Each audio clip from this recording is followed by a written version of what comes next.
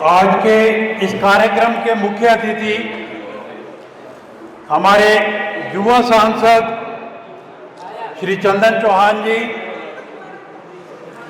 श्री राजेंद्र सिंह जी, राज्य सूचना आयुक्त जो आज के कार्यक्रम के मुख्य वक्ता हैं, डॉक्टर नीरज चौधरी जो जाने माने डॉक्टर हैं बिजनौर के और जो आरएलडी को रिप्रेजेंट भी करते हैं, श्री कृष्णा चौधरी फ्रॉम चांदपुर, श्री रविंद्र राणा जी, डॉक्टर पंकज भारद्वाज जो बिजनौर की हर धड़कन को छापते हैं, चौधरी बलबीर सिंह जी, ओमपाल कश्यप जी जिला अध्यक्ष RLD, Shrimati Indira Singh first lady of Bijnor, doctor Birbal Singh,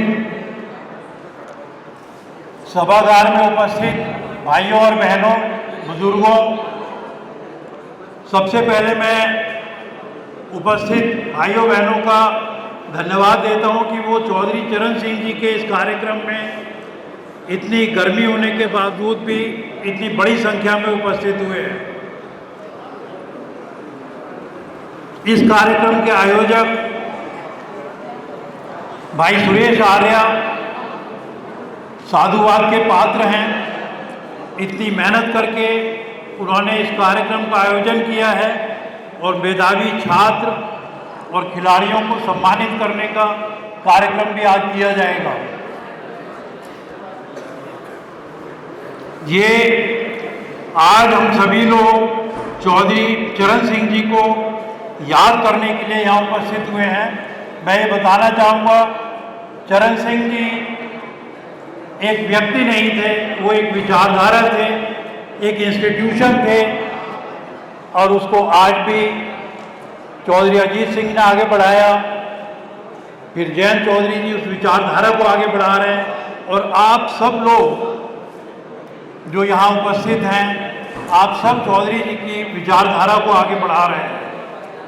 वो ऐसे व्यक्ति थे जिन्होंने बिना कुछ सोचे समझे अपना पूरा जीवन किसानों के लिए लगा दिया। चौधरी चरण सिंह जी के कुछ वक्तव्य मैं उन्हीं की शब्दों में कहना चाहूँगा। उन्होंने कहा था, भारत की खुशहाली का रास्ता खेत और खलिहानों से होकर जाता है। ये उन्होंने किसानों के सम्मान के लिए कहा था।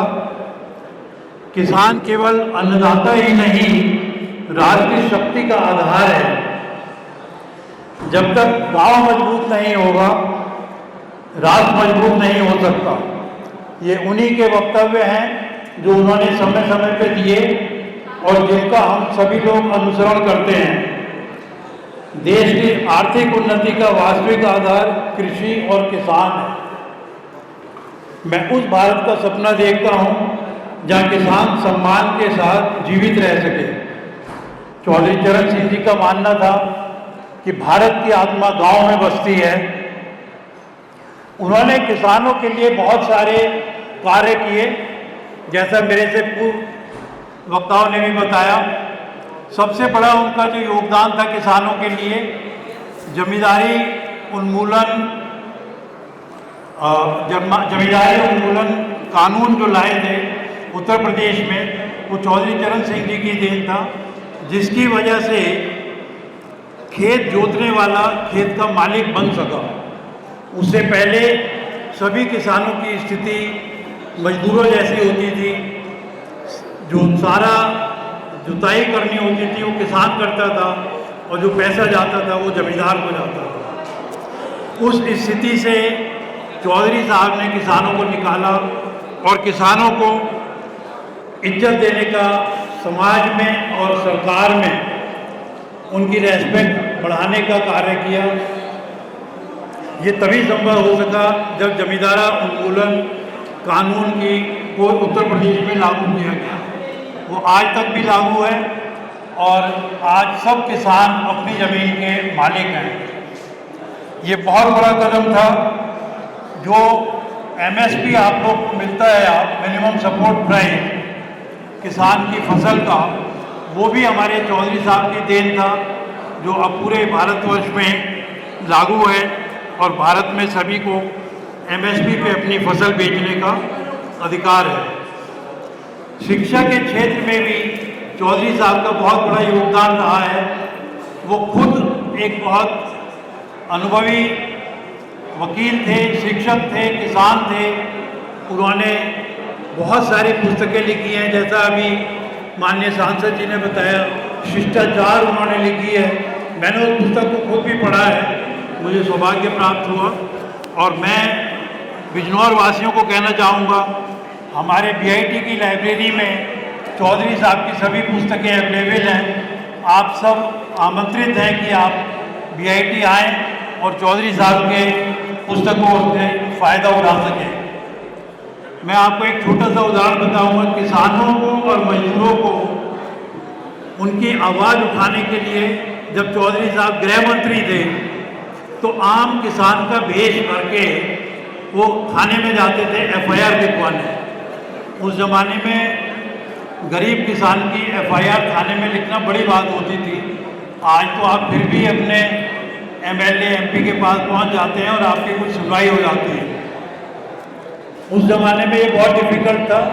उनके इस तरह के प्रयास के बाद आज ये स्थिति है कि ऑनलाइन किसी की भी एफआईआर दर्ज हो जाती है।